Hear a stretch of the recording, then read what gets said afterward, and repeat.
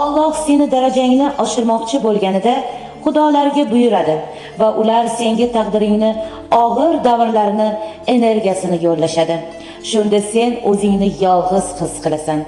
Go'yo seni hech kim tushunmaydi. Go'yo yolg'izlik seni shunday qamrab olganki, o'zingga biron dalda topolmaysan. Shunda sen bor kuchingni ishga solib, qiyin vaziyatlardan chiqish chora-tadbirlarini, harakatini boshlaysan. Sen harakat qilganing sayin Alloh harakatingni barakasini beradi va aslida sen yolg'iz emas, Alloh hamisha har oningda yoningda ekanligini yana takror ko'rsatadi senga. Bularning barchasi sening ruhiy darajangni oshirish uchunligini bilishing zarurdir. Esla, Alloh gaplarini uning har bir muqaddas, diniy va boshqa barcha bergan bilim kitoblarida avval boshdan nur bor edi deyiladi. Ba'zilarida nur qorong'ilikdan otilib chiqqani haqida aytiladi. Alloh yer va osmonlar nuri deyiladi.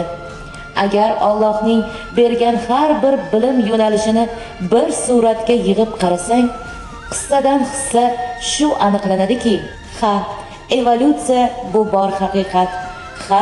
Dinlar bari haqiqat. Yashirin sakral bilimlarning hammasi haqiqat.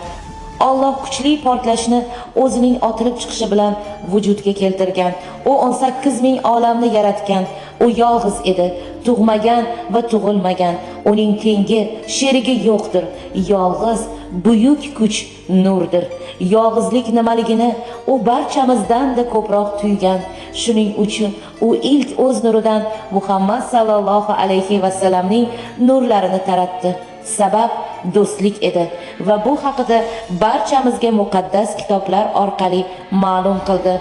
Alloh uchun do'stlik ilk o'rindadir. Do'stlik esa har bir munosabating boshlanishi va ustunidir. Allohning har bir qonuni avvalo do'stlikni ramziy qiladi, talab qiladi va da'vat qiladi. Allohning asl istagi ham shudir. Farzandingmi yo ota-onang, jigarlaringmi yo sevganing, bari do'stlik ustunida mustahkam bo'ladi va eng asosiysi Alloh deydi: "Menga ayt, men bilan gaplash, meni unutma." Nega? Bilasanmi?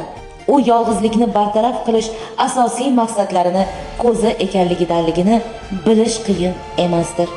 Shu sabab hech qachon o'zingni yolg'iz deb bilma. Allohni unutma. Avvalo Allohga va birdek atrofdagilaringga sadoqatli bo'l. Unutma, sen yolg'iz emassan. Faqat sen uddalashing kerak ishlar bor.